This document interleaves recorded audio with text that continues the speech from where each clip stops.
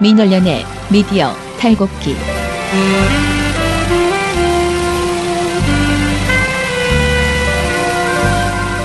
안녕하세요. 민원련의 미디어 탈곡기 25화 시작하겠습니다.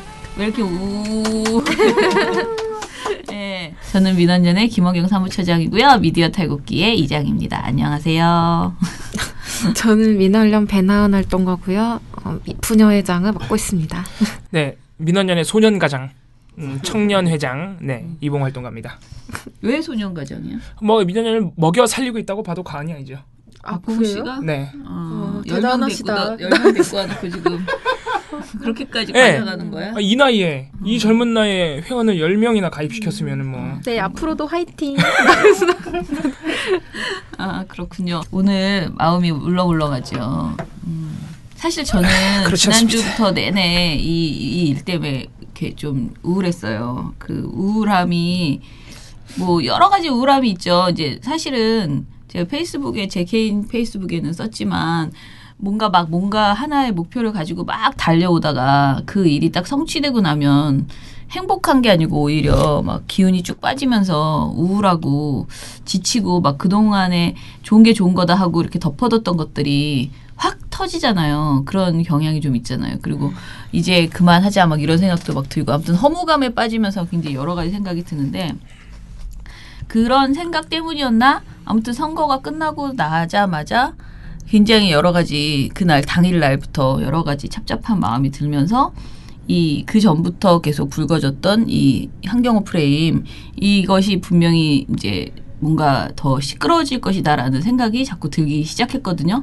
그런데 실제로 이번 주에 이제 그런 일들이 주말에 벌어지고 지금도 네, 벌어지고 있습니다. 최고의 정점을 지금 네. 찍고 있는 것 같아 보여서 사실 저는 굉장히 마음이 안 좋습니다.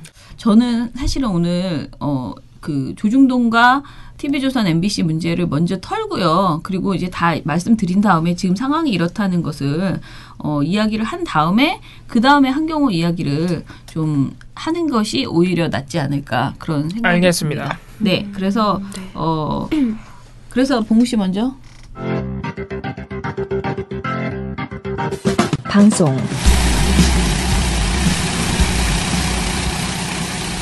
제가 어제 너무 길게 혼자 많이 털어서 별로 할 게 없어서 하나만 할게요. 사실 이 보도도 어제 말씀드리긴 했습니다. 지난주 금요일날 나왔던 TV조선의 보도 중에 12일날 문재인 대통령이 세월호 참사 재조사를 지시했어요. 이 문제에 대해서 TV조선이 굉장히 부정적으로 보도를 한 걸 제가 어제 소개를 해드렸습니다. TV조선의 12일 앵커 칼럼이라는 코너였고요.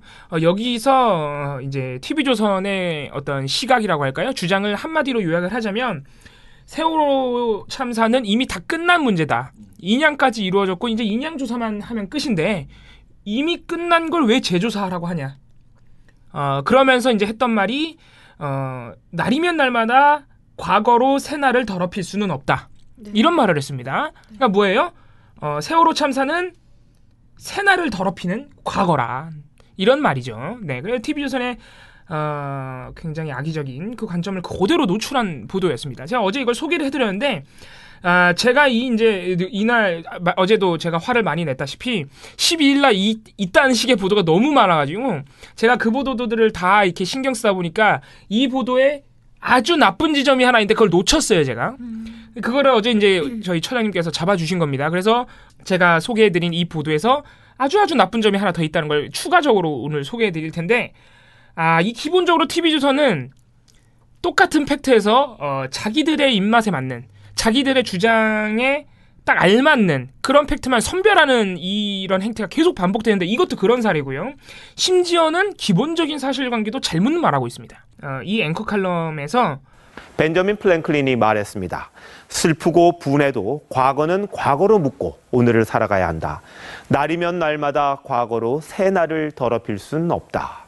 날이면 날마다 과거를 새날로 더럽히지 마라. 이 말을 하기 전에 보도 초반부에 하는 얘기가 있어요. 보도 초반부에 뭐라고 하냐면은 22년 전, 그러니까 1994년에 있었던 스웨덴의 에스토니아호 침몰 사건을 먼저 얘기합니다. 근데 이거 많이 들어보셨을 거예요. 이거 세월호 참사 일어났을 때 많이 비견이 됐던 사건입니다. 이 사건을 또 얘기하면서 뭐라고 하냐면은 스웨덴은 1994년 여객선 에스토니아호 침몰 때도 인양을 시도했습니다. 승객 757명이 배와 함께 가라앉았지만 석 달 만에 포기합니다. 선체에 콘크리트를 부어 시신 유실을 막고는 영원한 안식처라고 선포합니다. 거기에 비하면 세월호 인양은 대단합니다. 이런 얘기를 해요. 자, 그러니까 이 얘기를 하는 의도는 뭐냐면은 스웨덴 같은 나라도 잘 사는 나라죠. 이런 선진국도 에스토니아호를 인양을 못했다 이거예요. 심지어는 757명이 죽었으니까 304명이 희생된 세월호 참사보다 규모가 컸죠. 그런 잘 사는 나라도 이렇게 대형 참사가 나는데 인양을 못했다. 석 달 만에 포기하고 콘크리트를 부어버렸다. 그래서 뭔가 잘 해결된 것처럼. 근데 세월호는 그 인양을 했으니까 엄청 대단하다. 이거 대단하다는 게 TV조선 보도의 워딩이에요. 예. 일부러 이렇게 비교를 하는 거죠. 그러면서 제가 아까 말씀드렸던 그런 내용. 세월호 침몰과 구조 경위는 합동수사본부가 밝혔습니다. 관련 책임자 재판도 끝났습니다. 특별조사위원회가 구성돼 1년 반을 활동했습니다. 지금은 인양한 세월호를 선체조사위원회가 들여다보고 있습니다. 자, 그런데 방금 제가 소개해드린 이 TV조선의 에스토니아호 관련 인용 다 틀렸어요. 그래서 이게 아주 심각한 왜곡인데 첫 번째, 에스토니아호의 희생자 수를 757명이라고 했는데요. 실제 희생자 수는 852명입니다. 그러니까 기본적인 사실관계부터 틀렸죠. 100명 정도 차이가 나요. 근데 이 정도는 애교로 봐드리자 이거예요. 뭐 틀릴 수 있다. 근데 지금 에스토니아호 인양을 석 달 만에 포기하고 콘크리트를 부어버린 걸 굉장히 잘된 것처럼 얘기하고 있잖아요. 그러니까 에스토니아호도 그렇게 사건을 수습했으니까 인양을 한 세월호는 더 대단하다 이런 식의 지금 관점이잖아요. 근데 이 에스토니아호가 그렇게 쉽게 얘기할 수 있는 문제가 아니에요. 작년 5월에 2016년 5월에 에스토니아호 유가족 분들이 세월호 참사 유가족 분들과 만나서 영원히 진상조사를 위해 싸우겠다. 우리도 싸우고 너네도 싸운다. 이런 연대를 공식적으로 선언했어요. 2016년 5월 6일 YTN 뉴스. 우리나라 세월호 유족과 22년 전 800여 명의 희생자를 낳은 스웨덴 에스토니아 사고 유족들이 독일에서 만나 진상규명을 위한 연대를 다짐했습니다. 에스토니아호 유족 측은 스웨덴 정부가 에스토니아, 핀란드 정부와 함께 선체 인양은 물론 선박에 접근조차 못하도록 접근 금지 협정까지 맺은 이유가 사고 선박이 몰래 군사 장비를 실어 나르는 데 쓰이는 등 숨기고 싶은 이유가 많아서였다며 자신들의 경험을 살려 세월호 진상규명에 힘을 보태겠다고 밝혔습니다. 무슨 말이에요? 에스토니아호 유가족들은 지금도 진상규명을 위해서 싸우고 있어요. 22년 동안. 자, 그 이유가 뭐냐면은 일단 첫 번째로 에스토니아호 희생자들은 정부가 인양을 포기하고 콘크리트를 부은 게 엄청난 상처가 됐어요. 무슨 말인지 아시겠죠? 엄청나게 반대를 한 거예요. 그러지 말라고. 이 유가족들이 22년간 진상조사 활동을 하면서 밝혀진 게 하나 있는데, 밝혀졌다기보다 이제 계속 의혹이 제기되고 있는 거 하나가 있는데, 이 사건이 일어난 해역이 이제 북유럽에 있는 공동해역이기 때문에 핀란드, 스웨덴, 에스토니아 3국이 공동으로 진상조사를 했는데 석 달 만에 그게 끝나요. 그래서 석 달 만에 끝나서 인양을 포기한 거고 보고서는 3년 뒤에 나와요. 그 진상조사 보고서가. 되게 이상하네요. 그러니까 세월호하고 막 뭔가 많이 겹치죠. 인양을 석 달 만에 포기한 거는요. 세월호 참사보다 빨라요. 그 진상조사 보고서 너무 부실하다 이거예요. 유가족들이. 그래서 유가족들이 자체적으로 조사를 한 결과 이 에스토니아호가 국민들에게 알리지 않고 비밀리에 군사 물품들을 비밀리에 실어나르는 배였다는 사실을 드러냈어요. 유가족들이. 소름. 네, 그래서 정부가 급하게 3개월 만에 인양을 포기하고 콘크리트를 부어버렸다. 이게 지금 유가족들이 가지고 있는 의혹입니다. 스웨덴, 우리가 선진국이라고 알고 있는 스웨덴 정부 이에 대해서 이런 반고도 해명하지 않고 있어요. 그래서 22년간 싸우고 있는 거거든요. 자, 이런 상황들은 무엇을 의미하느냐? 에스토니아호의 인양 포기와 어떤 그 스웨덴 정부의 결정, 이게 전혀 정상적이지 않다는 걸 의미합니다. 그리고 유가족들에게 엄청난 상처가 됐다는 거죠. 세월호하고 비교하면서 대단하다, 뭐하다 이런 평가를 내릴 사안이 아니라는 의미죠. 그런 거 TV조선 싹 입 닦아버리고 인양한 세월호는 대단하다. 그러니까 다 끝난 문제다. 이런 프레임으로 가고 있는 겁니다. 심지어는 기본적인 사실관계인 사망자 수부터 틀렸죠 이미. 그러니까 TV조선이 얼마나 악의적으로 이 사건을 선별적으로 인용하고 있는지 봐야 되는 거예요. 예를 들어서 저도 이 에스토니아 유가족들이 작년에 우리 유가족들을 만났다는 거를 저도 어제 알게 된 건데 이게 얼마나 찾기 쉽냐면요. 에스토니아라고 검색만 하면 가장 먼저 뜨는 기사 그거예요. 작년 5월에 우리 유가족 만난 거. 에스토니아 유가족들이. 그럼 TV조선이 이걸 보도하면서 몰랐겠습니까? 알죠. 알았을 거예요 아마. 근데 아는데 얘기 안 하는 거예요. 에스토니아 유가족들이 우리 유가족들을 만났는데 진상조사 끝까지 하자고 연대까지 공식 선언을 했는데 그러니까 TV조선이 얼마나 악의적으로 세월호 재조사 결정을 하니까 곧바로 원래 이거 자기네가 또 가지고 있던 정체성이죠. 세월호 끝났다는. 그거를 바로 표출을 하면서 세월호 재조사가 뭔가 잘못된 결정인 것처럼 몰아가는 아주 악의적인 보도입니다. 그래서 이 에스토니아 그리고 또한 뭐 세세한 부분이 더 많아요. 지금 에스토니아호 인양 포기한 게 뭐 어쩔 수 없는 것처럼 지금 보도를 한 거거든요. 에스토니아호의 선박 무게가 15,556톤입니다. 그러니까 희생자 수가 굉장히 많았으니까 배가 얼마나 큰지 아시겠죠? 그러니까 15,556톤인데 세월호 선박 무게가 얼마나 되냐면은 그 선정 무게랑 배가 물에 가라앉았으니까 물들이 있을 거 아니야 안에. 그 물들까지 다 합해봐야 12,200톤이에요. 5,000톤 넘게 가벼워요 세월호가. 그리고 세월호의 딱 선박만의 무게는 6,500톤밖에 안 돼요. 그러니까 에스토니아가 얼마나 큰 데인지 아시겠죠? 세월호가 그렇게 큰데도 절반밖에 안 돼요 세월호가. 전체적인 크기가. 그리고 이게 22년 전 사건이란 말이에요. 그렇게 큰 배를 22년 전 기술로 인양하는 건 불가능해요 사실상. 세월호도 얼마나 그 과정에서 그 난제들이 많았어요. 그러니까 인양 포기할 수 있었던 거는 기술력이라는 불가항력적인 조건도 있었던 거예요. 이렇게 TV조선이 뭐 잘된 일인 것처럼 포장할 일이 전혀 아니에요. 전혀. 굉장히 비참한 사건이란 말이죠.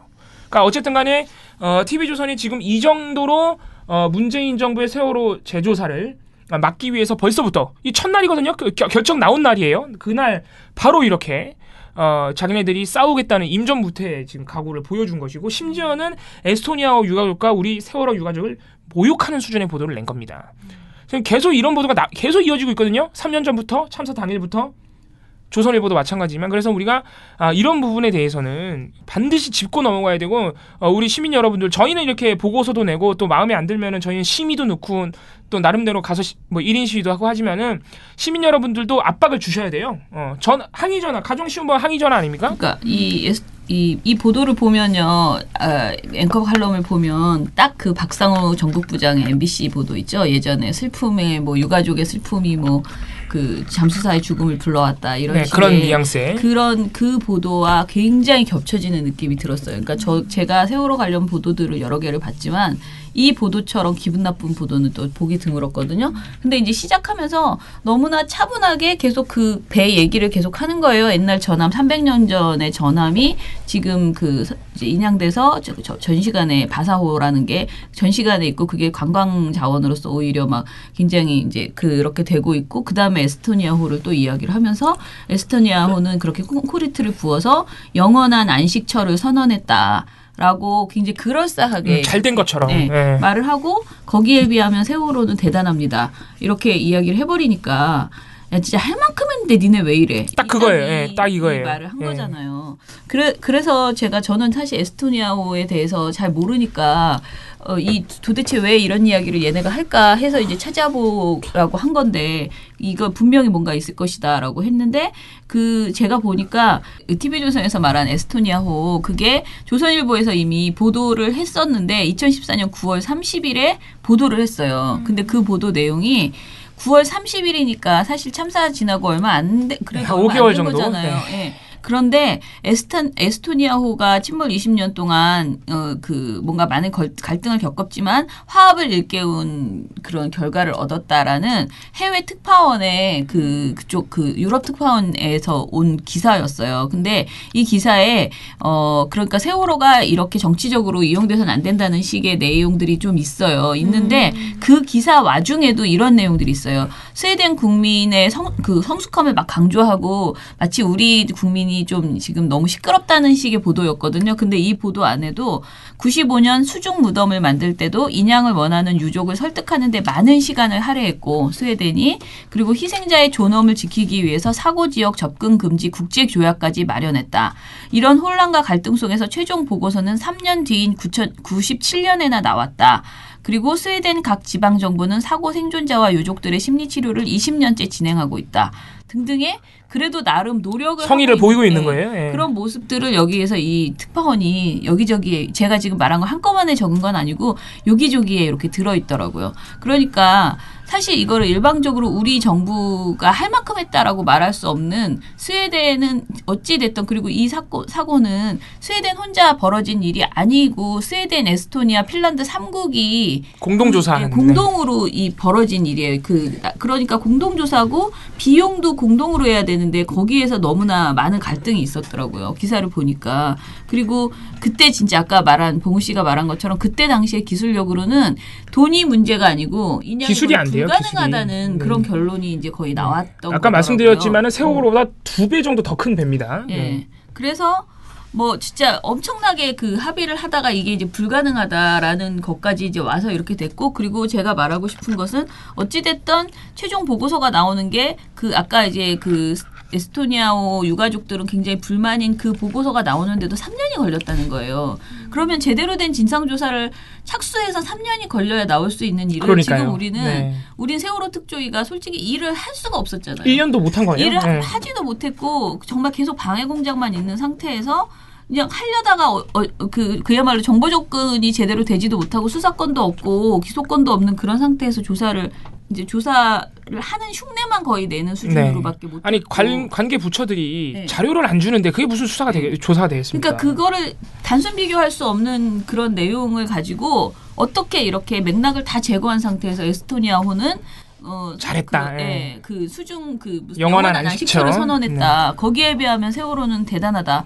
이런 표현을 할 수가 있는가? 그러니까 정말 너무나 극악무도하다라는 생각이 들었고요.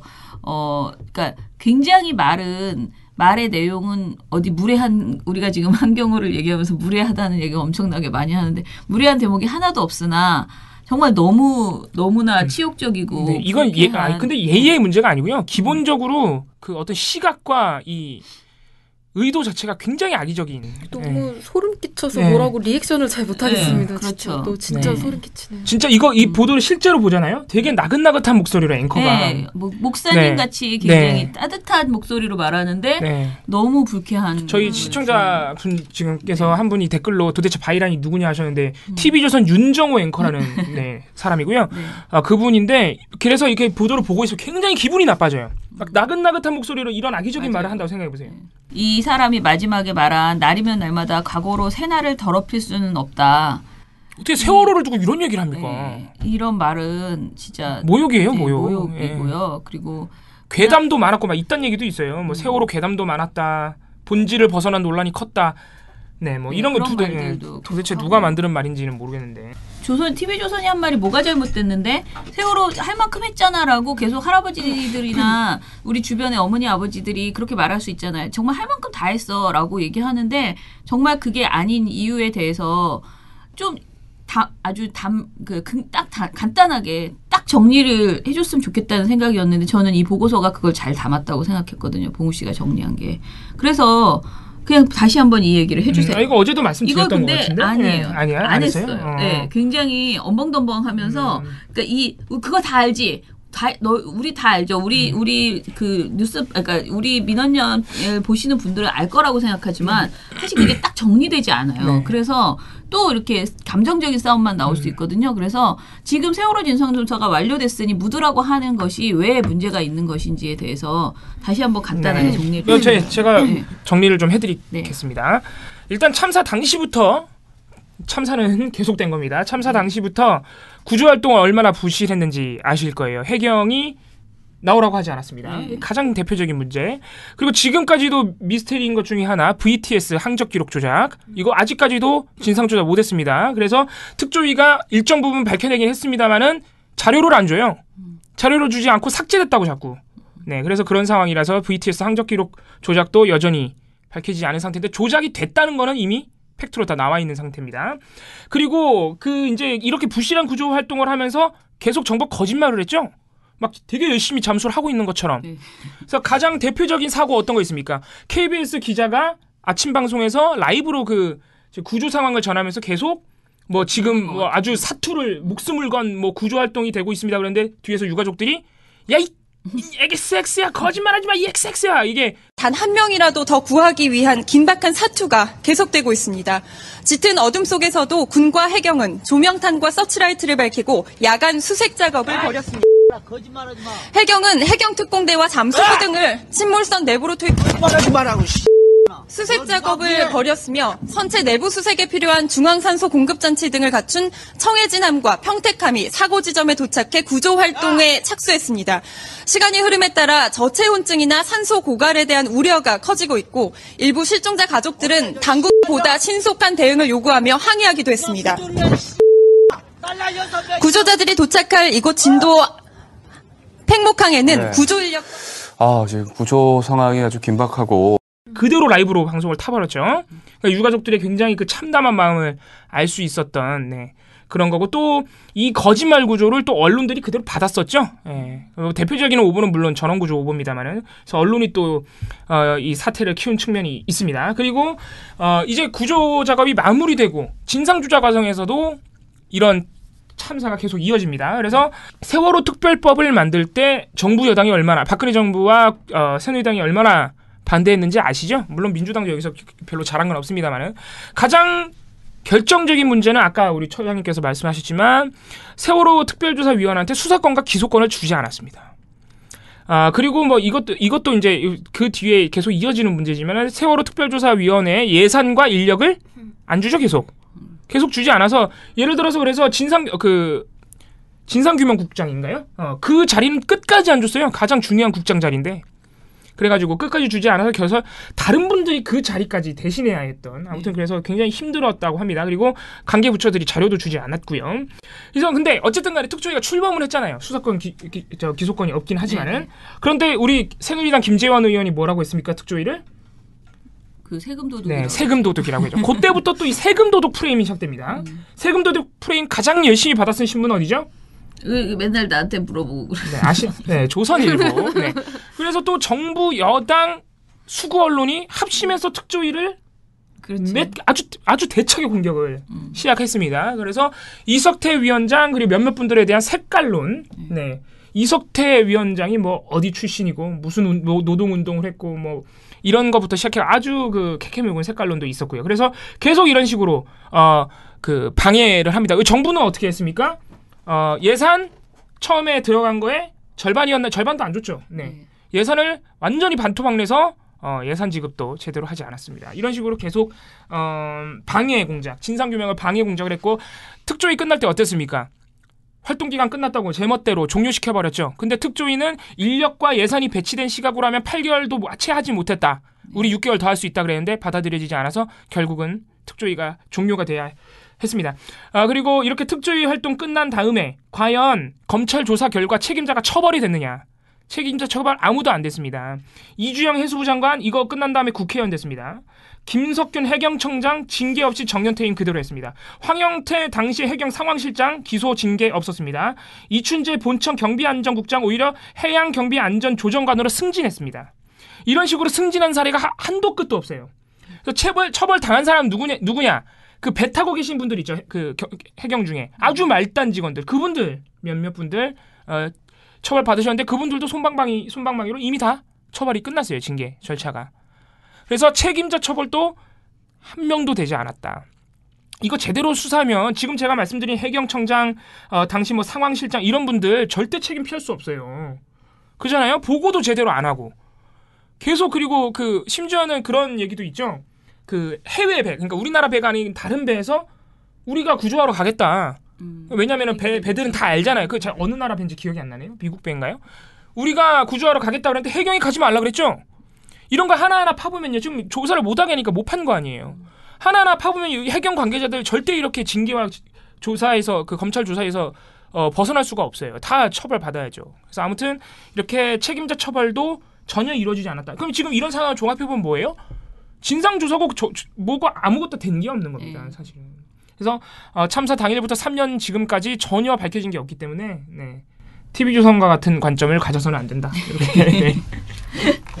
아무튼 이 세월호 저는 다른 거는 몰라도 세월호 진상조사 그리고 검찰개혁 이거는 국민의 정확한 염원이다. 뭐 저는 언론개혁까지도 마찬가지라고 생각하는데 이 세 가지는 문재인 대통령이 당선되는 데 있어서 최고의 공약이었어요. 국민들이 바라는 것이 그거였기 때문에 이것을 가지고 이런 식으로 TV조선이 이제 이거는 거의 이제 하지 말자라고 없자라고 주장하는 것인데 계속 어떤 결과가 나와도 나중에 진상규명이 돼도요. 저건 자기들이 원하는 결과를 억지로 만든 것이다라고 주장하려고 하는 거예요. 그러니까 그런 논리를 계속 펴나가고 있는 것이거든요. 그러니까 뭐냐 하면은 너희들이 원하는 결과가 나올 때까지 계속 하자는 것이냐. 계속 이 얘기를 지금 조중동에서도 그런 말들이 계속 나오잖아요. 그러니까 이건 미리 포석을 까는 거죠.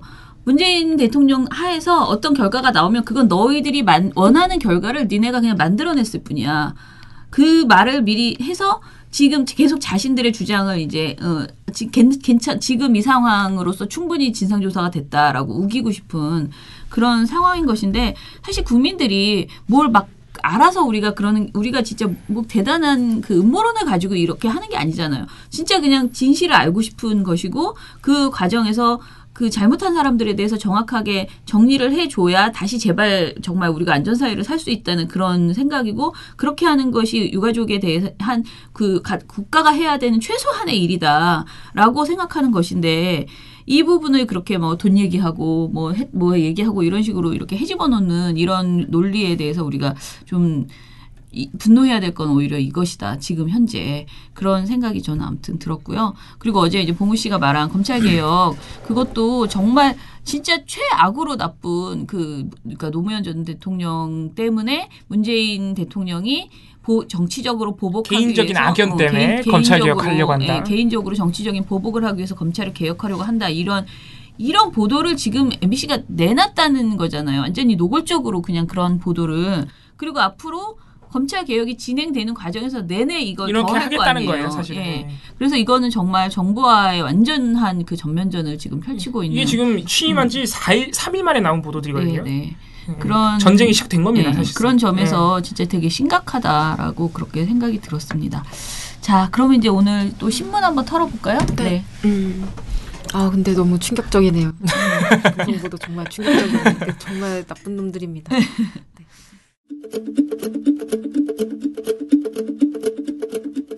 신문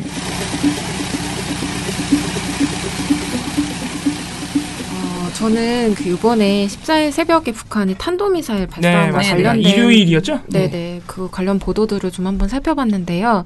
14일 새벽에 북한이 탄도미사일을 발사했고 당일이죠. 오전에 곧바로 문재인 대통령이 국가안전보장회의 그 NSC 상임위원회 회의를 직접 주재를 했습니다. 그러면서 해당 회의에서 북한 도발에는 강력하게 대응을 하겠지만 그래도 대화 기조는 유지하겠다고 일단 여지를 좀 남긴 상황이었습니다.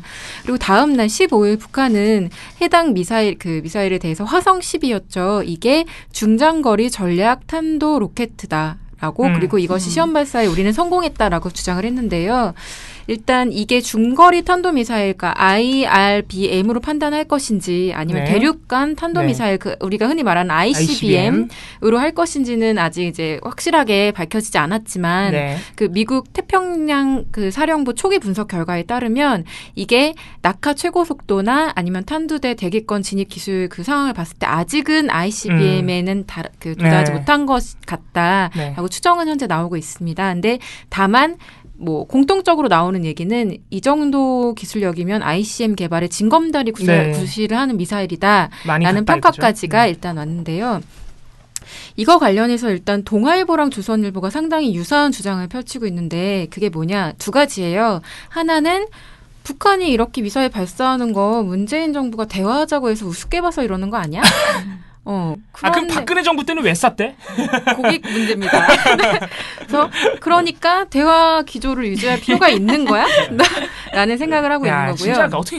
또 하나는 지금 이런 상황인데 미사일 이렇게 쏘고 있는데 기술력 점점 진일보하고 있는데 우리 사드 같은 그런 도구를 배치하지 않고 어떻게 이걸 이겨낼 수 있겠어라는 두 가지 이제 주장을 펼치고 있어요.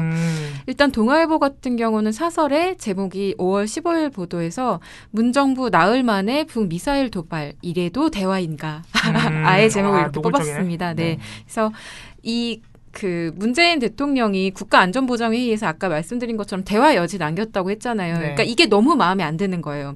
북한이 미사일을 발사한 날 대화 가능성을 말할 수 있는지 의문. 이런 표현을 하는 거죠. 그리고 북한의 이번 도발을 보면 대화 기조로의 변화를 꾀하는 문재인 정부를 더 만만하게 보는 것은 아닌지 의구심이 든다. 이런 표현을 아주 직접적으로 얘기를 하고 있고요. 또 문 대통령이 사드 배치를 기정사실화해야 된다. 이렇게 주장을 하고 있습니다. 그리고 그 다음 날 사설 문 결연한 대북 압박으로 김정은 다시 보게 하라. 네, 제목 그대로의 내용인데요. 일단 협상으로 비핵화를 추진하겠다는 구상이나 뭐 그런 취지는 좋은데 불가능하다. 그러니까 대화론, 그러니까 국제사회 기류와 동떨어진 대화론으로는 뭐 말도 안 된다. 이게 김정은도 내심 문재인 정부를 얕잡아 볼 것이다. 이런 표현을 사설에서 계속 쓰고. 아니 그러니까 박근혜 정부한테 그럼 미사일 왜 쐈냐고. 얕잡아보면 똑같이 얕잡아본 거야. 네. 그래서 문 대통령은 결연한 태도로 보여야 한다. 이렇게 주장을 하고 있고요. 조선일보 같은 경우에는 사드 배치에 조금 더 방점을 찍어서 보도를 하고 있어요. 사설 15일 사설 제목이 김정은 문 대통령을 시험대에 올렸다. 이게 제목인데요. 사드는 현존하는 세계 최고의 시스템이자 최소한의 방어책이기 때문에 사드 문제로 내분을 겪는 것은 적전 분열 외에 아무것도 아니다. 이런 표현을 씁니다. 근데 사실 이런 주장들을 보면 이 주장이 의미를 가지려면 기본적으로 갖춰야 되는 사실이 뭐냐면 사드가 국토방위에 정말 유용할 경우에 그렇죠, 네. 그러니까 외교적인 문제를 일으킬 수는 있어도 예를 들면 정말 국토방위에는 정말 유용하다. 네. 이럴 때는 사실 보수 언론들이 그렇죠? 이런 주장 펼칠 수 있는데 일단 무용하다. 네, 수도권 방어가 안 되죠. 네, 우리를 보호하는 게 아니다. 주한미군, 네, 주한미군 보호하려는 거죠. 우리 MD 체계다라는 것이 그렇죠. 이미 밝혀져 있는데 이런 주장을 한다는 거는. 그리고 10억 달러는 그럼 조선일보가 냅니까? 잘 모르겠습니다. 돈 많이 벌면 뭐 내주나? 네. 그리고 오늘 16일 사설 같은 경우도 뉴욕 겨냥 북 ICBM 코앞 문 국민 어떻게 지킬 건가 이런 말을 하고 있는데요. 일단 지금 이런 뭐 계속 시나리오를 쓰는 거예요. 이게 북이 ICBM에 다가서면 여러 가지 도전들이 닥쳐올 것인데 그러면 미국이 선제 공격을 감행할 수도 있고 그러면 미북 평화협정이 체결되면서 주한미군 철수가 될 수도 있고 한미 동맹의 종료로 이어질 수 있는데 그러면 문재인은 임기 중에 이런 일 벌어지면 어떻게 할 거냐. 문 대통령은 나라와 국민을 지킬 방안을 갖고 있는가라고 하면서 굉장히 우려를 표하고 잘 지킬 거예요. 네. 현실적인 그러니까 김정은 얘기를 또 하는데 김정은 마음을 그러니까 이 두 매체가 둘 다 김정은의 마음을 좀 꿰뚫어 보려고 노력을 하는데 또 관심법이네. 네. 김정은에게 문재인 정부는 안중이 없을 것이다. 글쎄요. 안중이 없으면 지금 미사일을 쏠까요? 네. 어쨌든 그러면서 빠른 시일 내에 현실적인 문재인 안보 전략이 나와 국민을 안심케 하고 단결시키기를 바랄 뿐이다. 이런 주장을 펼치는데요. 네. 지금 단결하고 있어요. 네. 네. 어쨌든 조선일보랑 동아일보가 이런 입장을 계속 걱정이 많으시네. 하고 있다. 걱정이 많다. 그 나라 걱정 그렇게 많이 하죠. 김정은 마음을 꿰뚫어 보려고 자꾸 노력한다. 뭐 이 정도로. 나라 걱정이 북한 걱정인가? 네. 네, 그 정도로 요약할 수 있겠습니다. 이런 보도는 아마 계속 나오겠죠. 나올 때마다 아마 미사일 쏠 때마다 더 심해질 겁니다. 네. 북한은 평일에 좀 쏴주세요. 네, 이왕 쏠 거면 주말에 쏘지 말고 사람 피곤하게. 아 진짜. 네? 아니 안 쏠 건 아니란 말이에요. 어차피 쏠 거란 말이야. 왜냐면 먹고 사는 방식이잖아요. 이게 대화 기조를 계속 얘기를 하는 게 이렇게 보기 힘들게 미사일 쏘는 거 말고 다른 어떤 의사 표현을 할 수 있는 통로를 만들어주기 위해서 우리가 계속 대화 기조를 만들어 가야 된다고 얘기하는 거잖아요. 근데 막말로 대화 안 하면 뭐 할 거예요. 그냥 대북 압박 기조를 지금 이명박 박근혜 정부에서 계속했는데 그 결과가 지금 현 상황인 거잖아요. 근데도 계속 이런 주장을 한다? 계속 햇볕 정책만 욕한다? 이제 납득하기 어려운 행태다. 10억 달러 있으신가 보지 뭐. 네, 아유, 내주세요. 부럽다.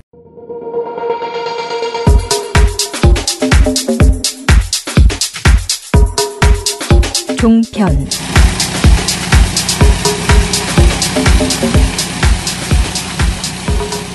자, 저는 뭘 해야 될지 모르겠다라는 생각이 드는데 저희 어제 이제 그 종편 시사 토크쇼는 일단은 보고서를 내기는 냈는데 사실 아직까지도 종편 시사 토크쇼가 별게 없더라고요. 그래서 저희가 어제는 가십성 보도가 너무 많다라는 지적을 했어요. 근데 그게 이제 그 대통령 그 부인의 옷 그리고 그러니까 당일날 취임식 당일날의 옷 그리고 뭐 아무튼 주로 패션이에요. 그 패션에 굉장히 관심이 많은데 제가 느끼는 거는 이제 그 활동가들도 그렇고 인턴들도 그렇고 지적할 게 너무 없으니까 이제 이런 가십성 보도가 너무 많다라는 것을 일단 지적은 했는데 과연 이것이 이렇게 강한가라는 생각이 들어서 제가 영상으로 이제 활동가가 너무 걱정된다. 자기가 너무 오버하는 거 아닌가. 비판을 위한 비판을 하는 게 아닌가 해서 영상을 이제 아예 보시고 판단하시라고 해서 영상을 봤어요. 근데 정말 과하게 칭찬하지도 않아요. 그냥 그 이 시사 토크쇼가 시사가 제거된 느낌 있죠. 시사가 없어. 그냥 옷 얘기만 그냥 토크만. 옷 얘기하는데 옷을 또 과하게 칭찬하지도 않아. 근데 그냥 옷 얘기를 할 뿐이에요. 그래서 저 느낌은 칭찬 안 하고 옷 얘기를 대체 어떻게 해요? 비판은 하고 할 게 없어. 지금 비판하기 좀 찜찜해. 그런데 칭찬을 하긴 해요. 왜냐면은 한복을 안 입었다. 뭐 이번에 양장을 입었다. 그리고 그게 칭찬이에요. 네, 그리고 이제 수묵화 뭐 이런 걸 해서 그러니까 이건 청와대에서 했다는 설명인데 뭐 수묵화인데 그 선이 한 번도 끊기지 않는 그런 무슨 이렇게 그 옷에 있는 그 혹시 하얀 옷에 네네 하얀 옷에 있는 그게 이제 수묵화인데 그게 무슨 이렇게 연결을 뭐 의미한다라는 뭐 아무튼 그런 설명을 했대요. 그걸 또 주절주절 얘기를 하면서 굉장히 여러 방송에서 진짜 한 10개 넘는 방송에서 다 이렇게 시간을 많이 할애해가지고 온 이야기를 하더라고요. 그러면서 정치 센스가 패션 센스가 있다라는 이야기를 해요. 그러니까 나름 칭찬이었어요. 칭찬인 건 사실이에요. 그리고 그 과거의 영부인 이야기들을 막 하면서 과거 영부인에 비하면은 굉장히 평등한 것 같다. 심지어 우리가 우리 방송에서 그러니까 우리한테 굉장히 많이 지적되었던 고영신 씨 있잖아요. 한양대 특임 교수. 그분조차도 뭐라고 하냐면은 이렇게 같이 걸어가더라. 보통 대부분의 영부인들이 이제 뒤에서 따라오면서 했는데 둘이 같이 걸어가거나 심지어는 어떤 순간에는 앞서서 걸어가기도 하더라. 그래서 이게 되게 부부의 관계가 굉장히 평등하고 동지적인 관계라는 인상을 받았다. 칭찬을 하는 거 전혀 그런 이야기들을 그냥 풀어 나가더라고요. 그래서 아직은 뭐 그냥 그렇게 크게 나쁘지 않다라고 생각했어요. 하지만 역시 전파 낭비인 데는 그렇죠. 똑같아요. 똑같아. 전파 낭비인 데. 제가 생각한 거는 딱 그건데 왜 이런 이야기를 이렇게 길게 하나. 차라리 이 시간에 우리가 말하는 이 사람 그러니까 문재인 대통령이 해야 될 일에 대해서 그냥 이야기하면서 뭐 짚어 나가거나 시사 토크쇼니까. 그렇죠. 지금 하고 있는 일이 많아서 얘기할 게 많은데. 그런 이야기는 칭찬하기는 싫고 비판하기는 부담스러운가 봐요. 제가 보기엔 그래요. 맞아요. 그래서 제가 제목을 허니문 기간에 가십밖에 칭찬할 것이 없냐라고 제목을 아예 지었어요. 그러니까 칭찬한 것을 내가 비판할 수는 없으나 칭찬할 것이 정말 과연 이거밖에 없는가 문재인 후에 칭찬하고 싶지 않거든요. 저 갑자기 질문이 생겼는데요. 허니문 기간이라는 표현이 예를 들면 국민과 그 지지자들과 또 대통령 관계에 있어서의 어떤 좋은 무드가 이어지는 그 기간을 의미하는 거라고 알고 있는데 이게 대통령과 그러니까 권력과 언론 사이에서도 그런 기간이 있을 수 있다고 생각하시는 거예요? 보통은 언론들도 그런 기간이 두죠. 있죠. 그러니까 무조건 비판하는 게 아니고 지켜보는 거지. 그리고 기대하는 그런 거 있잖아요. 그래서 뭐 아무것도 하지 않아도 그냥 이렇게 칭송 따위는까지는 아니지만 그래도 이제 어떻게 될 것이다, 괜찮을 것이다라고 기대하는 부분이 분명히 있고 그래서 이때는 별로 이렇게 비판을 안 하죠. 대부분의 대통령, 뭐 박근혜 대통령 같은 경우에는 이 시기에 아무것도 안 했어도 지금 문재인 대통령처럼 엄청나게 많은 일을 하지 않고 가만히 입주도 안 하고 뭐 가만히 있었어도 계속 칭찬이 계속 이어지는 입주. 네.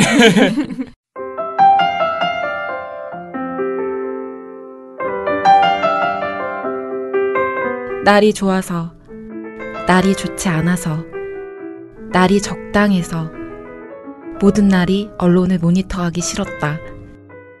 민얼련의 미디어 탈곡기.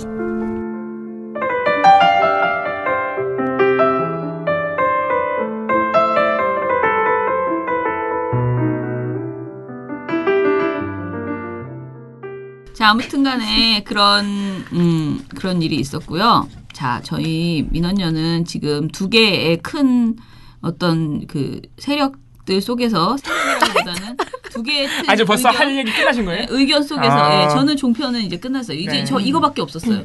근데 이제 긴장해야 되네. 네, 한경호 프레임 이야기를 하고 싶은데 일단 저는 지난주에 인터뷰를 하나 그러니까 일단 저에 대한 이야기부터 할게요. 제가 이제 이영강 기자라고 오마이뉴스에서 예전에 많이 했던 그 인터뷰만 많이 하시는 이제 기자분이 이제 5번째예요. 5번이나 지금 또 이제 이번에 인터뷰를 또 했거든요. 근데 이제 거기에 인터뷰 질문지가 왔는데 지난 목요일 날 했습니다. 근데 질문지가 왔는데 한경호 프레임에 대해서 이제 질문했더라고요. 그래서 이제 얘기를 했어요. 답변을 했는데 이제 기사를 정리해서 보내주시잖아요. 이제 이거 한번 읽어봐라. 그래서 이제 읽어보면서 다시 한번 그거를 보는데 그 얘기를 한 이후에 한 이틀 후에 너무나 이 프레임에 대해서 논란이 막 급격하게 막 올라가니까 제가 전에 했던 제 발언에 대해서 자기 검열을 막 하는 거예요. 막 사람들이 나를 막 공격할 것 같은 그런 불안함이 막 있어요. 그러나 고치지 않고 그냥 냈어요. 왜냐면 그날 내가 느꼈던 그 부분은 분명히 있었기 때문에. 그래서 제가 이거를 그냥 여러분들 조금 있으면 아마 보실 거예요. 왜냐면 기사가 저는 오케이를 했기 때문에 나갈 거예요. 오늘쯤에 나갔을지도 모르겠어요.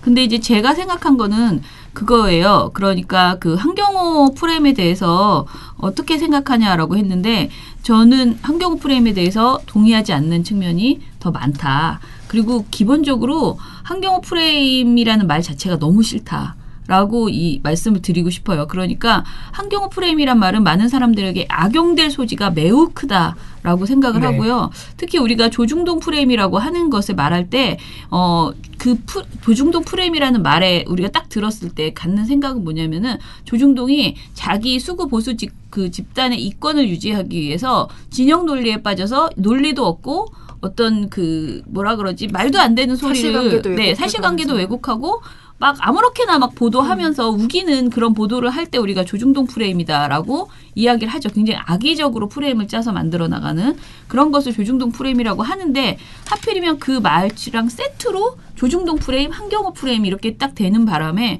그것이 한경호가 마치 조중동과 같은 행태를 하고 있다고 착각을 불러일으킨다는 거죠. 그러니까 조중동이 들으면 되게 좋아할 만한 네. 그리고 잘 모르시는 분들이 이 얘기를 들었을 때 그냥 이렇게 접할 때 야 조중동 프레임 있더니 이제 한경호 프레임도 있대. 그럼 한경호 프레임이 조중동 같이 똑같이 그런 왜곡을 발생시키고 있다고 느낄 것이라는 거예요. 그래서 저는 이 네이밍 자체가 마음에 안 든다는 거예요. 이 진실 그 안에 한경호가 어떤 행태에는 문제가 있고 어떤 행태에는 문제가 없다라는 그런 이야기를 하기 전에 이 말 자체가 우리가 약간 말려든 것 같은 조중동 프레임에 우리가 굳이 이런 말을 집어넣어서 할 필요가 있었는가에 대해서 조금 안 썼으면 좋겠다라는 생각이 드는 그런. 근데 이런 말을 쓰는 분들은 실제로 한경호가 조중동하고 똑같다고 생각하고 계시더라고요. 아니에요. 네. 똑같다고는 생각. 아니에요. 진짜 그렇게 생각해요. 가난한 조중동이라고 불러요. 네. 그러니까 그게 아무튼 저는 그런 의미에서 한경호 프레임이라는 말은 좀 안 쓰고 다르게 표현했으면 좋겠다. 한경호에 대해서 느끼는 어떤 아쉬움, 부족함, 질타 이런 것은 하시되 이 프레임이라는 말을 쓰는 게 적절한가에 대해서 저는 과연 한경호하고 조중동이 정말 똑같은가에 대해서는 생각해볼 여지가 많습니다. 일단은 하고 싶고요. 그게 이제 제가 인터뷰했던 내용이고요. 그리고 한겨레 경향 오마이뉴스에 대해서 사람들이 뭘 아쉬워하는지에 대해서는 우리가 오늘도 되게 여러 번 말을 했잖아요. 근데 이제 알겠어요. 근데 저는 계속 말하지만 굉장히 기울어진 언론판이었어요. 그동안 10년, 지금도? 지난 10년, 9년 동안. 지금도라는 부분에 있어서는 굉장히 아니라고 지금 보는 사람들이 많더라고요. 지금 그렇지 않다. 지금은 괜찮다라고 생각하는 분들도 지금 있어요. 괜찮다고요? 네, 있어요. 근데 아무튼 지금 저는 그동안의 9년 동안 굉장히 언론판이 기울어져 있었고 그 언론판에서 한경호가 굉장히 매달려 있었다. 그러면 겨우 이 시소 같은 그런 상황에서 이거를 맞춰보려고 굉장히 애를 써왔다라고 그 부분을 일단 우리가 좀 인정을 했으면 좋겠다라는 생각이 들고요. 그런데 이게 매달려 있는 아이다 보니까 너무 힘도 없고 좀 부실했다는 것은 분명히 또 인정해야 된다라는 생각이 들어요. 그래서 두 가지. 그러니까 이 악조건 속에서 버텨온 한경호에 대해서 채찍만 주지 않고 당근도 줘야 되고 그리고 당근만 주지 않고 채찍도 줘야 되는 것은 사실이다. 그러니까 두 가지가 다 병행되어야지 되는데 우리가 어떤 사람은 당근만 주자고 주장하고 어떤 사람은 채찍만 주고 있고 뭐 이런 것이 있으면서 그 안에서 상처받는 그런 그 어떤 기자분들도 많고 또 바깥에서 그걸 공격하면서 또 다른 또 상처를 서로 주고받고 있는 이런 상황이 벌어지는 것이 아닌가 그런 생각이 들었고요.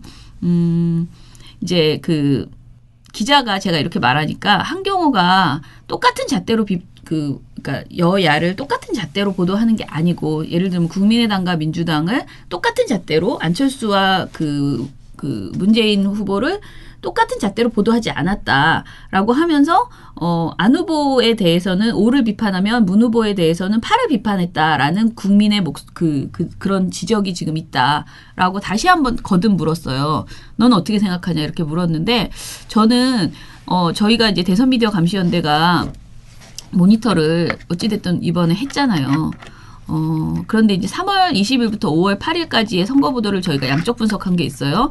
근데 저희 양적 분석에서 민주당에 대한 한겨레의 총점은 마이너스 4점, 국민의당도 마이너스 4점 똑같아요. 그러니까 이건 유리 분리를 합쳐서 이제 얘기한 건데요. 정확하게 점수로 말씀을 드리면 한겨레 그러니까 이건 제목만 가지고 기사 제목만 가지고 유불리를 판단하는 건데 더불어민주당에 대해서 한겨레가 유리하게 보도한 거 3건이었고요. 불리하게 보도한 게 7건이었어요. 그런데 국민의당도 이건 지명 기사만 한 겁니다. 국민의당도 유리하게 보도한 게 3건, 불리하게 보도한 게 7건이에요. 마이너스 7건. 그러니까. 그래서 더불어당과 국민의당 관련해서는 사실은 똑같이 거의 양적으로 기계적 균형을 맞췄다라고 볼 수 있고요. 그것에 비해서 경향신문은 더불어민주당 관련해서 유불리가 각각 9건 똑같아요. 그러니까 여기도 굉장히 기계적 균형을 맞추기도 했죠. 국민의당 관련해서는 조금 다른데요. 유리한 보도가 10건이 있었어요. 근데 불리한 보도는 2건이었어요. 그래서 한겨레보다는 경향신문이 국민의당의 우호적인 보도를 보도가 많이 나왔다고 우리 평가로는 양적 분석으로 나옵니다. 그런데 이제 이것을 조중동하고 비교를 해보면 조중동은 격차가 더 커요. 그러니까 저희 보고서에서는 한겨레 경향이 유난히 문재인 후보에 대해서 불리한 보도를 많이 했고 국민의당 안철수 후보에 대해서 유리한 보도를 많이 했다라고 보기에는 경향은 좀 경향신문은 그런 경향이 지금 양쪽 분석에서 드러나지만 한겨레는 그렇지 않다. 걸로 저희 중립을 보고서에는 맞췄다. 그렇게 나오고 있습니다. 그리고 경향도 그런 경향이 있긴 하지만은 조중동에 비하면 그 격차는 상당히 평범한 편이다. 이렇게. 네. 조중동 같은 경우를 보면요. 조선일보는 그러니까 일단은 조선일보부터 볼게요. 더불어민주당은 유리한 보도가 3건이었어요. 그다음에 불리한 보도는 12건이었습니다. 불리한 보도가 무려 9건이 더 많은 겁니다. 국민의당은 유리한 보도가 7건인데 불리한 보도는 5건밖에 더 많았죠. 없었어요. 중앙일보 더 심각해요. 네, 중앙일보 같은 경우에는 유리한 보도 더불어민주당 2건밖에 없었고요. 불리한 보도가 14건 있었습니다. 그런데 국민의당은 유리한 보도가 유리한 게 6건이었고요. 불리한 건 1건. 네. 그러니까 격차 많죠. 동아일보도 유리한 보도 더불어민주당 4건인데 불리한 보도 13건이었고요. 국민의당은 유리한 보도가 7건이었는데 불리한 보도는 2건밖에 없었어요. 네. 그러니까 조중동은 일관적으로 국민의당에 대해서 유리한 보도가 훨씬 많죠. 근데 또 일관적으로 민주당에 대해서 기본적으로 불리한 보도가 한 10건씩 넘어갑니다. 네. 그리고 이거는 그러니까 제목에서의 어떤 긍정 어휘, 부정 어휘를 가지고서 한 거고 그 수준은 사실 또 체크가 안 된 거잖아요. 더 심하게 나쁜 표현들을 쓴 것들 그리고 덜 쓴 것들이 분리가 안 됐는데 그거는 정말 조중동이 압도적이다. 그러니까 훨씬 더 악의적으로 더 쓰고 노무현 보복 이런 말들을 제목에다 넣는데 그런 것들과 같은 선상에 놓고 또 비교하는 것이 좀 부족하지 않나 그런 생각이 근데 어쨌든 그냥 그렇게만 배난 활동가가 말씀하신 대로 이런 판단을 거치지 않고 그냥 단순 비교를 해도 이렇게 격차 난단 말이죠. 특히 한겨레는 아주 기계적 중립을 맞췄죠. 그런 기준에 의해도. 기사 그 사이즈에서도 사실 볼 때 의식적으로 조금 사이즈를 비슷하게 하려고 하는 그런 느낌들이 좀 전반적으로 있었거든요. 그래서 그런데 이제 그럼에도 불구하고 한결의 한경오에 대한 어떤 아쉬운 점 분명히 있어요. 그리고 특히 이제 여러분들이 많이 느끼는 그 노무현 전 대통령에 대한 부분에 대해서 그 갖는 불안함. 네. 그게 일단은 학습 효과인 거죠. 이게 큰 트라우마예요. 우리 배신감 사회에서. 이런 거죠. 네. 그러다 보니까 문 대통령이 되고 나서 확 그 마음이 더 커지는 네. 거죠. 우리가 그것을 이제 어떻게 뭐라 그러지?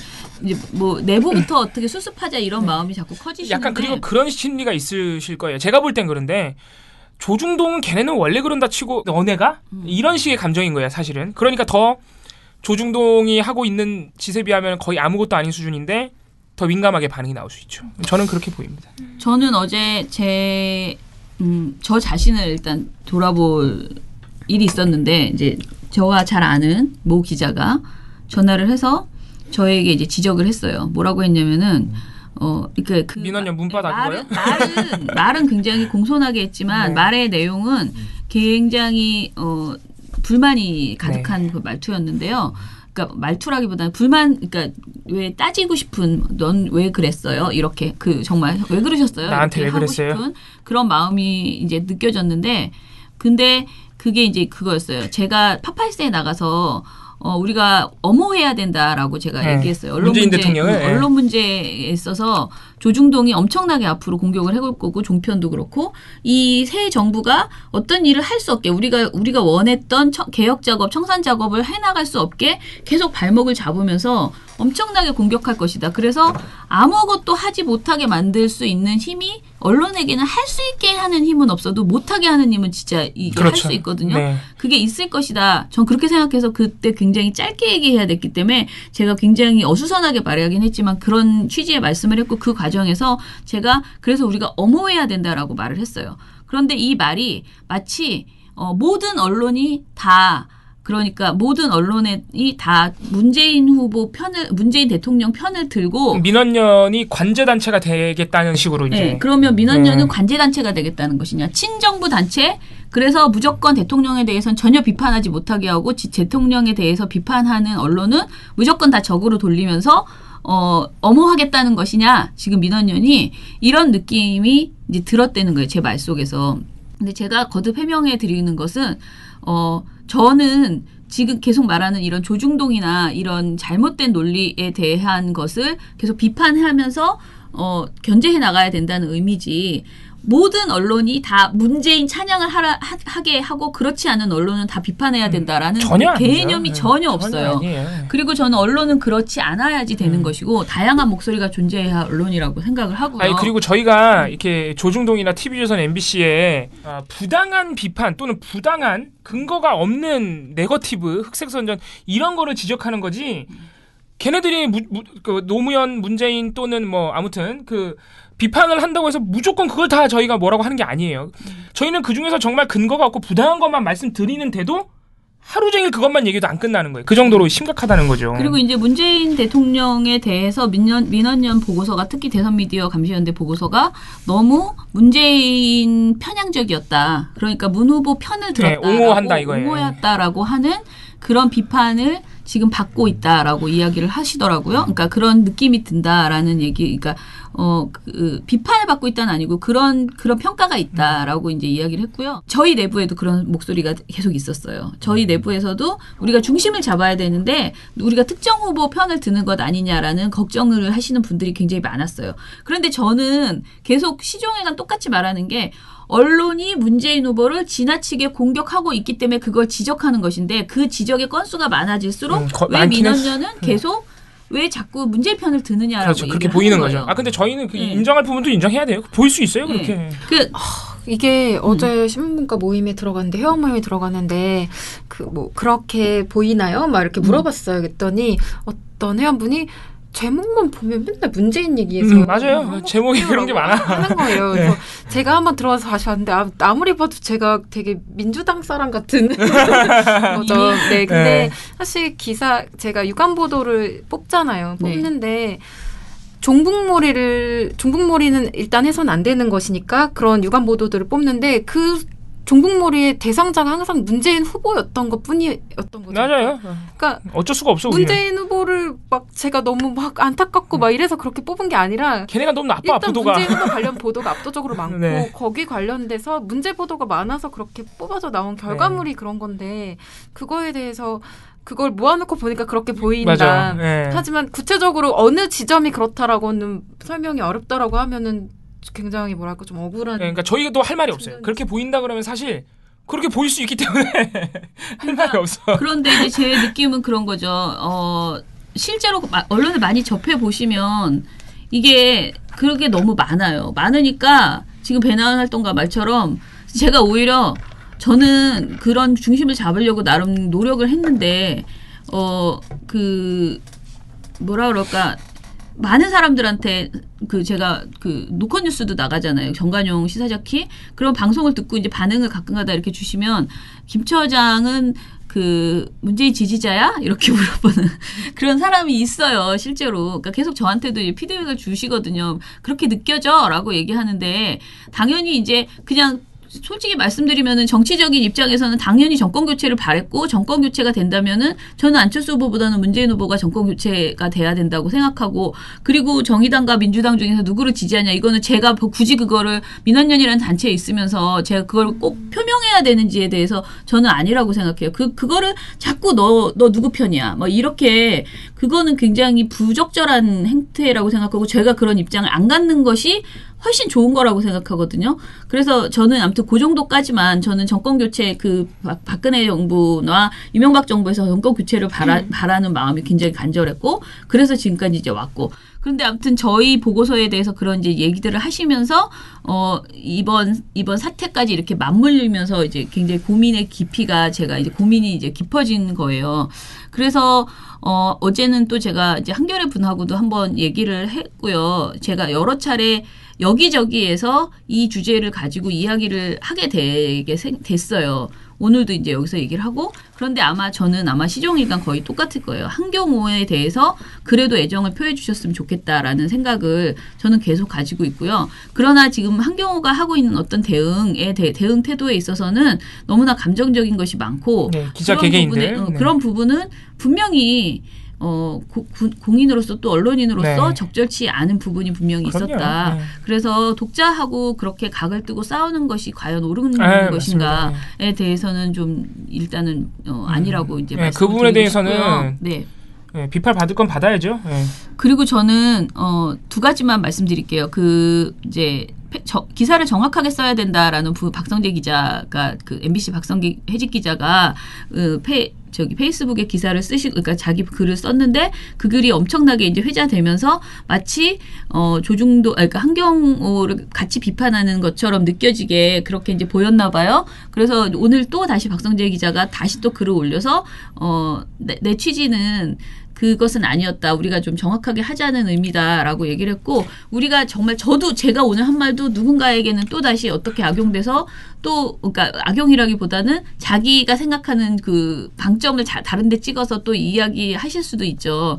그런데 지금 한경호가 받고 있는 그 비판은 좀 과한 부분이 분명히 있고 이것이 진보 언론의 판을 이런 식으로 이렇게 좁혀나가는 것은 바람직하지 않다라는 거예요. 그러니까 진보 언론이 다 문재인 대통령 편만 드는 것이 다 진보 언론일 수 없거든요. 언론의 기능이란 것은 결국은 대통령, 그러니까 정부 권력, 뭐 정부나 재벌, 그 다음에 갑질하는 사람들에 대한 견제를 할 수밖에 없는 것이 언론의 속성이고. 당연히 해야죠. 그렇다면은 그것을 너무 네 편 내 편으로만 구분하지 말아주셨으면 좋겠다라는 생각을 좀 일단 가지고 있고요. 그 다음에 하고 싶은 얘기가 제가 원래 막 메모가 아니고 꺼내놨는데 그 C자 이런 거 있잖아요. 자잘자잘하게 지금 많이 나오는 이야기들. 그것은 별로 바람직한 담론은 아니라고 생각을 해요. C냐 여사냐 네. 이거 가지고 싸우는 것 자체가 굉장히 사실 아무튼 그렇게 적절한 논쟁은 아니에요. 일단은 문재인 대통령과 노무현 대통령 모두 격식 없고 뭔가 그런 것을 굉장히 좋아하고 그 권위주의를 깨는 스타일의 분들이시잖아요. 그리고 그 점을 우리가 굉장히 좋게 보고 그래서 했는데 오히려 반대로 조중동에서는 그 사람의 그런 소탈한 모습을 굉장히 비판하고 그들의 언어를 뭐 경박한 것으로 막 취급하고 이런 굉장히 불쾌한 우리가 그런 지경을 당했는데 지금 우리가 반대로 그 여사라고 붙이지 않았다거나 씨라고 했다고 해서 굳이 그렇게까지 할 필요는 저는 없다고 생각하고요. 기본적으로는 최경영 기자가 그런 말을 썼어요. 이제 이런 비판을 하는 거에 대해서 뭐라고 했냐면은 기존에 우리 언론이 너무나 권위적이고 굽신굽신거렸기 때문에 권력에 그것과 비교하니까 화가 나시는 거다. 그 마음은 알겠다라는 부분이 있었어요. 근데 저도 제가 그 인권보도준칙이라고 국가인권위원회에서 만든 준칙이 있어요. 근데 이 준칙을 2014년에 이제 2014년은 아닌데 한참 전에 만들었는데 제가 이걸 처음에 만드는 초안 작업을 같이 했었거든요. 인권이랑. 근데 그때는 민주주의와 인권이라는 조항을 안 없었어요. 그리고 이제 주로 다른 인격권이나 뭐 여성의 그 양성평등, 뭐 장애 이런 것만 만들었는데요. 이걸 만드는 과정에서 이제 그 뭐라 하지 자문단 같은 거를 이제 구성을 했는데 그 중에 오신 한 분이 신경민 의원이었어요. 그때는 이제 그 MBC에서 잘려가지고 쫓겨났나? 뭐 이래가지고 아무튼 그만두고 있는 상황이 이제 교수 이렇게 강의 활동하고 있었는데 신경민 의원이 이제 와가지고 그때 우리 언론에서 자기가 생각하기에 가장 문제라고 생각하는 것은 본인이 생각하는 문제점들 다 한 가지씩 이제 얘기하는데 우리 언론이 국민 주권을 너무 훼손하고 있다라고 그런 표현이 너무 많다라는 거예요. 그게 무슨 뜻이에요? 그랬더니 권위적인 용어를 너무 많이 쓰고 있고 국민을 낮추어 보는 용어를 언론이 너무 상습적으로 사용하고 있다라고 얘기를 했어요. 그리고 각 부문의 권력층을 지나치게 예우하고 있다. 그러니까 권력자만 예우하고 그러니까 왕조시대 같은 그런 표현을 우리 언론이 많이 사용하고 습관적으로 그리고 이제 그래서 우리가 이 민주주의 인권이 제일 중요하다라고 해서 이거를 그 의견을 받아서 맨 앞으로 넣어서 국가인권위원회 인권보도준칙 이게 인권위원회하고 기자협회가 동시에 같이 만들었거든요. 근데 거기에 1장으로 넣었어요. 근데 지금 이게 10년 전 일이니까 지금 와서 보면 이건 좀 더 고쳐야 되겠다는 다듬어야 되겠다는 생각은 들지만은 제가 한번 읽어드릴게요. 그러니까 언론은 민주주의와 국민주권을 훼손하는 표현을 사용하지 않는다. 권위적인 용어와 국민을 낮추어 보는 용어 사용에 주의한다. 사회 각 부분의 권력층을 지나치게 예우하는 용어를 사용하지 않는다. 민주적 기본권인 집회 시위를 부정적으로 묘사하지 않는다. 이것이 이제 1장이고요. 2장은 언론은 특정 집단이나 계층에 편향되거나 차별적인 보도를 하지 않도록 주의한다. 특정 정치인을 옹호하거나 비하하는 용어 사용에 주의한다. 노사관계에 대해서 편파적인 보도나 노동 상권을 무시하는 표현을 하지 않는다.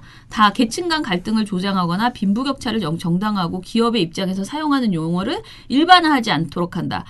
특정 지역을 비하하거나 지역 간 차별을 조장하는 용어를 사용하지 않는다. 이렇게 했어요. 근데 이 중에서 이 왕조적 그 표현들 있잖아요. 그런 것으로 이제 사례를 든 게 금일봉이라던가 그런 아까 말한 영부인, 여사 이런 표현들 그냥 굳이 그런 굉장히 옛날시 뭐 하사했다라는 이런 표현들 있잖아요. 그런 것들이 우리는 그냥 그렇게 하지 않으면 무례하다라고 생각하는 그런 경향이 좀 있는 거예요. 근데 그게 그러면 조선일보는 지금 항상 여사라고 하고 굉장히 그때 이렇게 좋게 막 하고 있고요. 한겨레는 C라고 통일한 지 오래됐대요. 엄청 오래 한 07년부터 그렇게 했어요. 네. 그런데 이런 조항 때문에 어떻게 보면 이제 다 반영해서 그런 편집 원칙을 정했을 텐데 그것에 대해서 물론 그 오마이뉴스 손명관 기자의 대응은 굉장히 문제 있었다고 생각하거든요. 그런데 갈라서 이야기했으면 좋겠어요. 그러니까 우리가 이렇게 했으면 좋겠다라고 하는 부분은 훼손하지 않고 그거는 그것대로 논의를 진행하고요. 그 말싸움을 하고 막 이렇게 그래서 부딪히는 부분들 있잖아요. 네. 무례함에서 발생하는 문제들 그거는 그것대로 사과하고 서로 이렇게 갔으면 좋겠고요. 그러니까 요점은 뭐냐면 C라고 하는 건 전혀 잘못이 아니에요. C라고 하는 건 전혀 잘못이 아니고 한겨레는 이제 C라고 한 지가 오래됐는데 실제로 07년도에 이 문제가 한 번 더 논란이 된 적이 있더라고요. 네. 한겨레가 도대체 왜 영부인이죠? 영부인이라고 어쩔 수 없이 해야 되는데 왜 C를 붙이냐. 이게 논란이 돼가지고 당시 대변인이었던 07년도에 대변인이었던 천호선 천호선 대변인이 그때 대변인인지 비서관인지 기억이 안 나네요. 직접 기자회견을 했어요. 기자회견을 하면서 우리가 영분이란 말 쓰지 말라 그랬다. 권위적이니까. 그래서 여사로 되도록이면 해달라 그랬는데 한겨레가 C로 쓰는 걸로 알고 있다. 근데 우린 이의 제기할 생각 없다. 그건 한겨레의 방침이다. 이렇게 기자회견을 한 적도 있어요. 청와대가 노무현 정부가. 그러니까 그 정도로 C라고 쓰는 건 문제가 아닙니다. 근데 지금 일부 이제 네티즌들이 화가 나신 부분은 일단 그 개개인 기자들의 어떤 대응의 문제 그거랑 또 하나는 이제 오마이뉴스에서 뭐 이제 이순자 씨한테는 여사라고 부르고 한 기사 안에서 이제 김정숙 여사한테는 김정숙 씨라고 하고 이렇게 호칭이 다른 기사가 있는 거예요. 그런 부분에서 화가 난 거예요 지금. 그리고 너네 옛날부터 씨라고 했는데 찾아보니까 이명박 대통령 부인한테는 여사라고 했잖아. 왜 그랬어? 막 이런 식으로 지금 나오는 거죠. 그러니까 그런 문제는 오마이뉴스가 해명하면 되는 일이에요. 오마이뉴스는 대통령 부인 호칭에 관해 여사와 씨를 혼용하고 있다고 해명하고 혼란을 일으킨 점에 대해서 공식 사과했습니다. 그런 부분에 대해서는 좀 오해가 없어야 한다. 네. 오히려 제가 어저께 발표한 그 TV조선 보도에서, 그 TV조선의 프로그램 중에서 보도본부 한라인이라는 방송이 있는데요.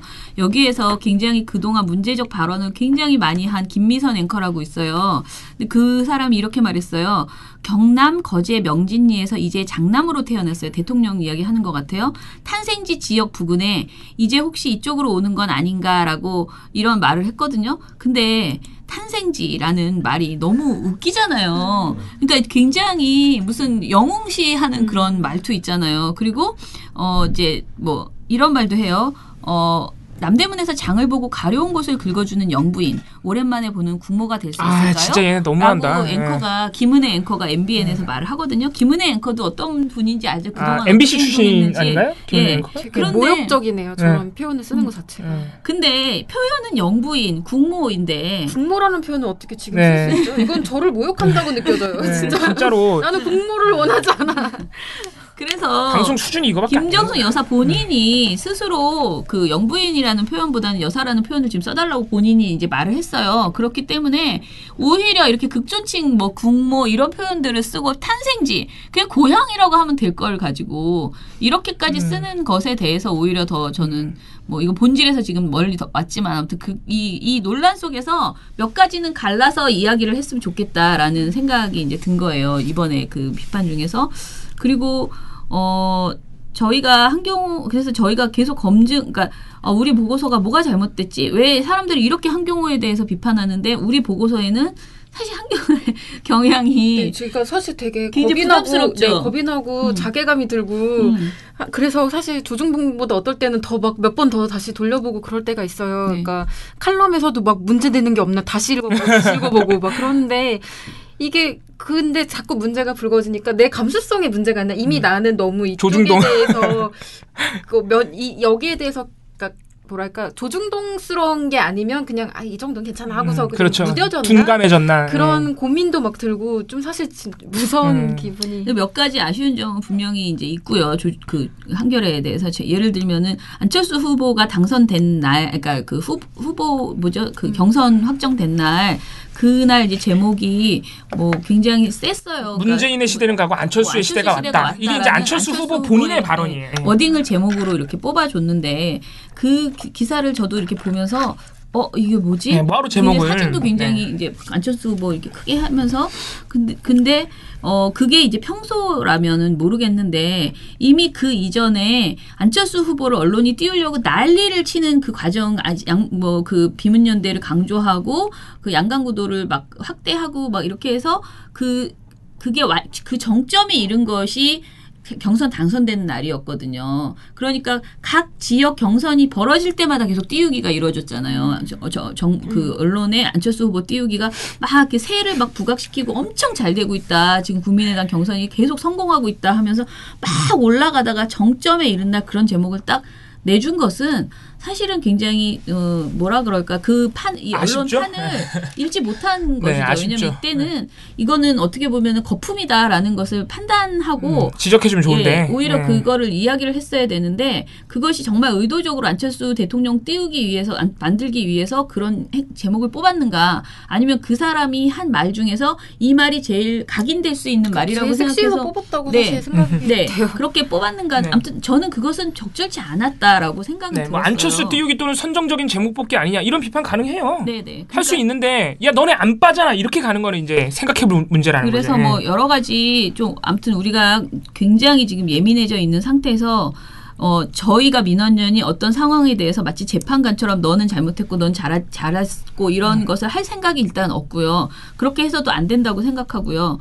그리고 다만 말씀드리고 싶은 것은 서로의 상처가 너무 커지는 것은 주의해야 좋지가 된다. 않습니다. 네. 안 하셨으면 좋겠다라는 생각이 들고 기자분들도 좀 차분하게 대응해 주셨으면 좋겠고 그리고 지금 이제 그 독자들께서도 지금 이런 식의 그러니까 언론을 바라보는 시각이 네 편 내 편으로 갈라서 보시지 말고 다른 요구를 해주셨으면 좋겠다고 생각하고요. 저는 어제 한겨레 기자한테 그런 얘기를 했어요.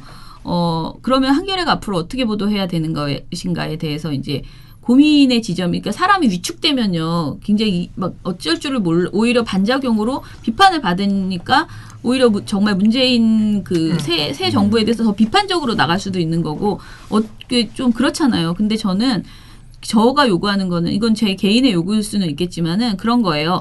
지금 조중동이 계속 이렇게 세월호 발목 잡기 하고 검찰개혁 발목 잡고 언론개혁 발목 잡을 텐데, 이것이 문재인 대통령이 하려고 하는 것이 아니고 국민이 원하는 것이고, 그리고 이 국민이 원하는 이유가 무엇인지를 잘 입증하는 보도, 진짜 제대로 된 발굴 보도. 그동안 국정교과서 나쁘다는 거 한겨레가 했어요. 정말 잘 보도했거든요. 근데 그 보도 때문에 어찌됐든 여론이 국정교과서가 진짜 그대로 될 수도 있는 상황에서 한겨레가 계속 중간중간에 놓치지 않고 그 주제를 놓치지 않고 보도를 해왔어요. 그런데 그때 할 수 있는 보도라는 것이 한계가 있었어요. 왜냐하면 우리가 취재할 수 있는 접근권 자체가 한겨레가 이제 정부가 너무 많은 걸 가리고 있기 때문에, 그럼 이제는 이제 새 정부가 들어섰기 때문에 과거의 일을 소급해서 다시 보도할 수 있는 어떤 증언자들도 더 많이 나올 수 있고 증거를 발굴해낼 수 있거든요. 그래서 세월호도 그렇고 국정교과서도 그렇고 블랙리스트도 그렇고 다시 취재해서 제대로 밝혀달라. 그래서 언론사는 기사로 보여줘야지. 그렇죠. 이렇게 싸우고 그런 거는 하면 안 된다. 진짜 기사로 진정성을 보여달라. 그리고 그것이 대통령에 대한 친정부적이냐 반정부적이냐 이것이 아니다. 이것은 정부와 상관없이 진실을 진짜 밝히는 거지. 지금 사람들이 강급하게 생각하는 그 기존의 문제들, 적폐들을 발굴해내는 작업을 해줬으면 좋겠다. 그리고 그걸 요구하시고 그걸 못하면 꾸짖어 주셨으면 좋겠고요. 그래서 실수하지 않고 이 분들이 나갈 수 있도록 좀 그런 측면에서 갔으면 좋겠다. 지금의 이 상황은 아니다. 너무 감정적으로 흘러간 면이 있어요. 양쪽 다. 우리가 지금 무엇을 해야 될지, 우리가 지금 인제 와서 무엇을 해야 될지 진짜 정말 우리가 그렇게 바라던 새 정부가 출범했는데 무엇을 해야 될지 우리 프레임을 짰으면 좋겠어요. 정말로. 그래서 하나하나 해나가는 그런 희망찬 일을 했으면 좋겠다. 그러니까 너가 기레기니까 이제 다시는 기사 쓰지 말라고 하지 말고 그냥 너가 기레기가 아니라는 걸 증명하기 위해선 이런 걸 해줬으면 좋겠어라고 요구를 하면 좋겠어요. 이게 제가 봤던 페이스북 댓글 중에 되게 충격받았던 댓글이 조중동은 원래 그런 애들이 아까 말한 것처럼 하고 한경호를 먼저 내부 총질을 한 애들이기 때문에 얘들을 없애고 가야지 얘들부터 먼저 버르장머리를 고치고 가야지 문재인 정부가 일을 할 수 있다라고 얘기를 하는데 한경호부터 조중동보다 한경호를 먼저 쳐야 된다는 얘기가 나와요. 그런 얘기를 하는데 참 그게 맞는 그냥 뭐랄까 전략적으로 만약 그게 전략이라고 한다면 그게 맞는 전략인가는 좀 의구심이 드는 게 저희 아버지가 맨날 종편을 보시거든요. 하루 종일. 근데 TV조선을 보거나 이제 채널A 재밌으니까 그걸 보세요. 근데 제가 집에 가면 이거 보지 말고 돌려요 이렇게 해서 이렇게 돌리는데 그때 내가 돌릴 수 있는 다른 채널의 존재가 있다는 게 굉장히 중요한 거거든요. 그렇죠. 그때 아빠한테 TV 보지 마. 아무것도 볼 거 없어. 하고 딱 꺼버릴 수는 없는 거거든요. 돌려서 다른 얘기를 할 수 있는 채널의 존재를 우리가 지켜줘야 되는 게 아닌가 그런 생각을 해봤습니다. 자, 아무튼 저희가 이렇게 속 시원하게 여러분들이 원하는 게 워낙 다양하기 때문에 여러분들이 원하는 거 저희가 어떻게 할 수는 없고요. 제가 느끼는 그런 이 상황에 대한 씁쓸함, 그리고 안타까움, 이게 아닌데, 이 싸움을 해야 될 때가 아닌데라는 그런 속상함을 그냥 말씀드렸어요. 네. 그리고 민원련 보고서 좀 읽어주세요. 조중동 얘기 재밌는 거 많아요. 정말 그렇죠. 언론이 완벽할 수는 없습니다. 실수들 해요. 예, 기사로 실수하고 오보를 내기도 하고요. 이거는 뭐 진보 보수를 떠나서 아시다시피 JTBC도 선거 기간에 사고 2번이나 쳤습니다. 네. 언론이 완벽할 수는 없는데 그때마다 언론이 어떻게 대응하느냐, 어떻게 사과하느냐, 그리고 시청자들이 그거를 어떻게 그러니까 지적하는 방식은 굉장히 중요하거든요. 그러니까 오보를 바로잡아라, 해명해라, 이 정도는 괜찮지만 예를 들어서 JTBC가 실수를 했다고 해서 너네 안 빠냐? 이렇게 나가면 완전히 다른 문제거든요. 너네는 안 빠니까 이제 안 봐, 보도 내지 마, 이런 식의 반응과 오보를 냈으니 정정해달라, 어떻게 된 건지 설명해달라, 그런 대응 방식의 차이가 우리 기자님들도 좀 서로 우리 기자님들도 좀 진정하실 필요가 있고. 네, 아무튼 서로가 좀 감정적인 부분을 이제는 자제하고, 왜냐하면 지금 이 논쟁이 오래됐기 때문에 예, 그래서 물론 쉽게 끝날 것 같지는 않습니다만은 맞아, 너무 상처를 서로 받아서 그런 것 같아요. 예, 그래서 상처가 제일 문제인데요. 우리 그래도 여기서 멈춰야 돼요. 그러니까 이 상처가 내가 아프니 또 막 이렇게 서로 하면 정말 우리 서로가 너무 큰 피해를 볼 것 같아서요. 다 정말 애쓰셨고 정권 교체를 위해서 같이, 그리고 세상이 바뀌었으면 좋겠다, 세월호 진상 규명 됐으면 좋겠다, 뭐 사드 배치 반대한다, 그러니까 다 같은 마음으로 여기까지 이제 왔기 때문에 이제부터 정말 과거의 문제들을 잘 발굴해서 오히려 그것들을 입증하면서 조중동의 저 완전 가짜 프레임하고 싸우는 그런 작업을 했으면 좋겠다. 네, MBC TV조선도요. 네, 생각이 듭니다. 그리고 지금도 막 댓글로 아까 공정하게 해달라는 거다, 뭐 내 편 들어달라는 거 아니다 하시는 분 계신데 맞아요. 저희도 마찬가지예요. 저희도 공정하게 해야 되고, 그리고 언론은 원래 그렇게 비판적일 수밖에 없다라는 것을 감안하시고 그것을 근데 공정하게 비판해야 된다는 거죠. 그냥 정말 자신의 편향적인 그런 생각 때문에 하지 않도록 언론이 그걸 우리가 감시하려고 하는 것이고요. 그리고 이 진보 언론에 대한 지금 어떤 다들 위기감을 가지고 있다 그랬잖아요. 뭐 모든 매체들이 다 그런 것들을 가지고 있는데, 저는 정부가 정말 친정부고 태평성대라 하더라도 진보 언론이 필요하다고 생각하는 편입니다. 왜냐하면 진보 언론, 그러니까 대한 매체들은 각자 가지고 있는 자기 세계, 다양한 정말 무지개 세계 그런 대안색을 가진 매체들이 있어야지 돼요. 그리고 그곳에서 하는 이야기들이 풍성해져야 그것이 기존의 언론들에게 오히려 계속 영향력을 미칠 수가 있거든요. 그래서 세상을 바꿔나가는 데 있어서 한 목소리만 필요하지 않다. 좀 더 많은 대한 언론에 대한 지지, 이런 것들도 저는 해줬으면 좋겠다, 그런 생각입니다. 자, 그러면은 민원연의 미디어 탈곡기는 내일도 열심히 털어드리겠습니다. 탈탈탈. 안녕.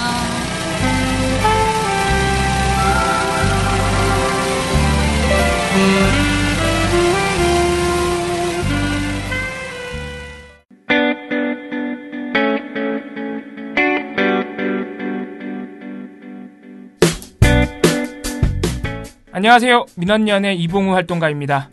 우리나라에서 언론의 문제는 민주주의의 문제입니다. 독재와 부패 기득권을 대변하는 언론들은 아직도 살아있습니다. 민주주의의 문제는 곧 우리 삶의 문제입니다. 사주의 입장을 반영한 권력의 욕심을 투영한 언론, 이들을 감시하려면 전문성과 꾸준함, 그리고 투명함이 기초되어야 합니다. 민원연은 1984년부터 시민단체로서 언론을 감시해오고 있습니다. 민주언론 시민연합은 여러분의 소중한 후원으로 투명하게 운영됩니다. 민원연 후원으로 언론을 감시하고 견제하는 활동에 힘을 보태주세요. 민주언론 시민연합은 여러분의 소중한 후원으로 투명하게 운영됩니다. 후원 계좌 신한은행 100-019-186-241입니다.